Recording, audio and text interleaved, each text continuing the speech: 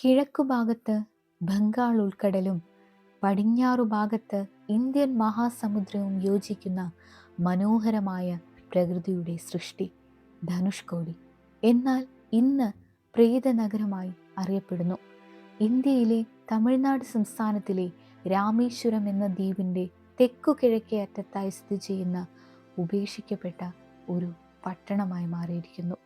56 വർഷങ്ങൾക്ക് മുൻപ് പ്രകൃതി ദുരന്തം വിതച്ച പട്ടണം പിന്നീട് പ്രേതനഗരമായി അറിയപ്പെടാൻ തുടങ്ങി. ആ ദുരന്ത സംഭവത്തെക്കുറിച്ച് അറിയണ്ടേ? 1964 ഡിസംബർ 22, സമയം അർദ്ധരാത്രി 12 മണിയോടടുക്കുന്നു. മണിക്കൂറിൽ 280 കിലോമീറ്റർ വേഗതയിൽ കാറ്റും 23 അടി വരെ ഉയരത്തിൽ തിരമാലകളും ആഞ്ഞടിച്ചു. 1800 പേർക്ക് ഈ ദുരന്തത്തിൽ ജീവൻ നഷ്ടമായി. പാമ്പൻ ധനുഷ്കോടി പാസഞ്ചറിൽ ട്രെയിനിൽ യാത്ര ചെയ്തിരുന്ന 115 പേരും ഇതിൽ ഉൾപ്പെടുന്നു.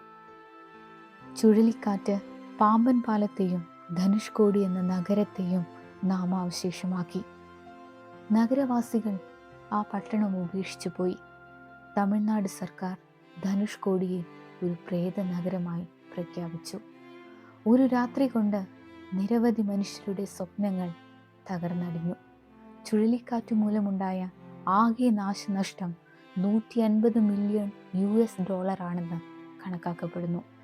എന്നാൽ 2004 സുനാമി ഈ തീരത്ത് നാശനഷ്ടങ്ങൾ ഉണ്ടാക്കിയിട്ടില്ല. ഇപ്പോഴും ധനുഷ്കോടി സന്ദർശിക്കാൻ എത്തുന്ന ആളുകളെ വരവേൽക്കുന്നത് ഒരു മഹാനഗരത്തിൻ്റെ തകർന്നടിഞ്ഞ സ്വപ്നങ്ങളുടെ തിരുശേഷിപ്പുകളാണ്. കെട്ടിടങ്ങളും പള്ളികളും പോസ്റ്റ് ഓഫീസുകളും എല്ലാം. ചുഴലിക്കാറ്റിന് ശേഷം തമിഴ്നാട് സർക്കാർ പാമ്പൻ പാലം പുനർനിർമ്മിക്കുകയും ഒരു റോഡ് കണക്ഷൻ നിർമ്മിക്കുകയും ചെയ്തു. നിരവധി ആളുകളുടെ ജീവനും സ്വപ്നങ്ങളും ഇല്ലാതാക്കിയ ഈ നഗരം പിന്നീടൊന്നും പുനർനിർമ്മിക്കപ്പെട്ടിട്ടില്ല. ഒരു പ്രേത നഗരമായി ഇന്നും ഇത് നിലനിൽക്കുന്നു.